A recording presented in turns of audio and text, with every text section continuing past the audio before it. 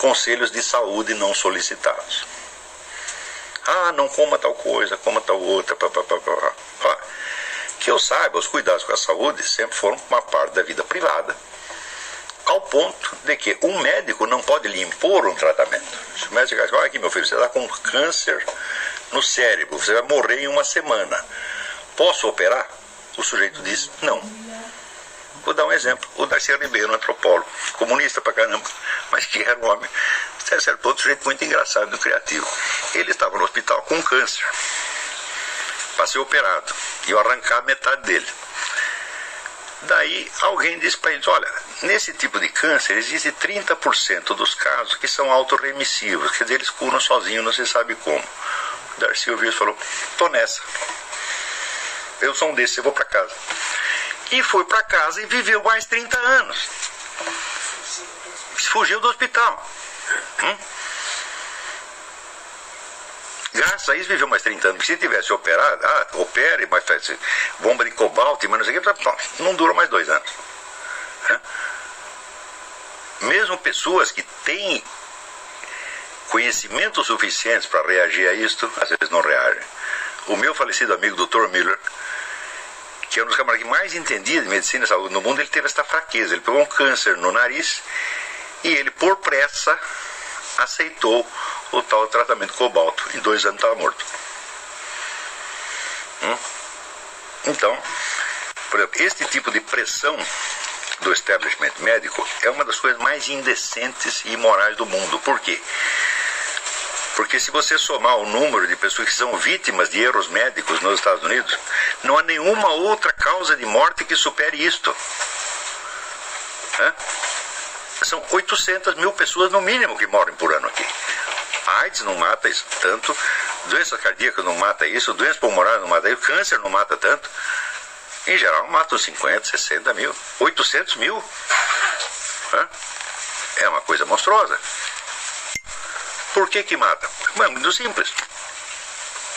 A medicina não é uma ciência exata, aliás, não é uma ciência. É uma técnica no qual confluem uma multidão de ciências diferentes que às vezes se ajeitam muito mal ali dentro. Então, por assim dizer, toda a medicina é experimental, toda ela. Mesmo que seja um tratamento consagrado, bom, consagrado num certo número de casos. Não é isso? Então, quer dizer, a margem de erro ali é muito grande, não por culpa dos médicos, é porque é. Entendeu? Então, a constatação disso e a própria ideia de que a medicina procura se reger por um critério de confiabilidade científica deveria, na mesma hora, proibir que a classe médica se arrogasse autoridade sobre a sociedade. Aliás, isso se aplica a toda a ciência. Se, vamos dizer, a essência do processo de conhecimento científico é a sua autocorreção permanente, então, evidentemente, ela em nenhum momento da sua existência, ela pode se arrogar a autoridade de proclamar uma verdade científica, muito menos uma verdade científica que se impõe a toda a sociedade. O máximo que ela pode dizer, até o estado presente dos conhecimentos parece que é assim, mas pode ser que a gente descubra amanhã que não é assim. Então, isso quer dizer, a ciência nunca pode ser uma fonte de autoridade, muito menos pode ser fonte de autoridade uma técnica que não tem sequer uma estrutura científica interna. Quer dizer, qual é o estatuto epistemológico da medicina? Eu digo, bom, esse é um dos maiores abacaxis que pode ter na filosofia, isso aí. Você definir qual é precisamente o estatuto epistemológico da medicina. No entanto, veja, no tempo de Napoleão, um assessor de Napoleão já observou isso aqui. Tão logo esses médicos se imbuem de ideias materialistas, eles querem mandar no mundo. Ele disse isso, eu acho que foi em 1808. E isso vem se confirmando cada vez mais. Porque além da classe médica, a classe médica se alia à indústria farmacêutica, que é uma das indústrias mais poderosas do mundo. Aqui você fala indústria farmacêutica, você está falando do Rockefeller, né? Então, o que o Rockefeller quer mandar no mundo, eles mesmos não escondem. Eles estão tentando isso há várias gerações. E é evidente que classe médica e indústria farmacêutica tem uma simbiose. Eu sei porque eu fui editor da revista médica, eu te digo você, os laboratórios determinavam o conteúdo do que saía nas revistas científicas.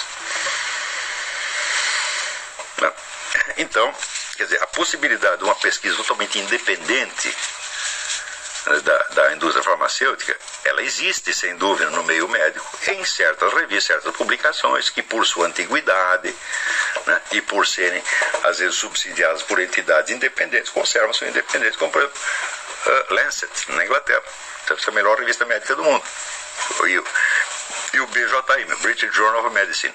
Pois bem, esses dois já foram pegos nos últimos anos fazendo trapaça para favorecer a indústria farmacêutica, coisa que jamais tinha acontecido antes.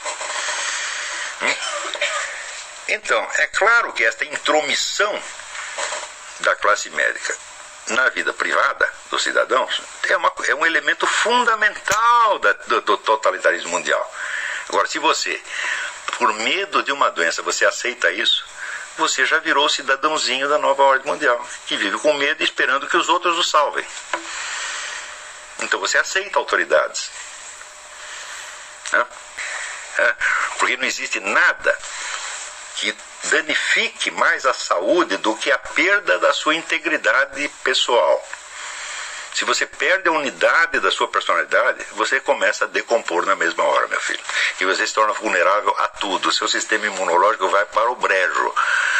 Veja, a abertura e vulnerabilidade do cidadão à influência do meio é a mesma coisa que a abertura e vulnerabilidade aos vírus, meus filhos. É exatamente a mesma coisa. E você não é capaz de se defender nem de um zum-zum que passa pelo ar. Como é que você vai se defender de um vírus?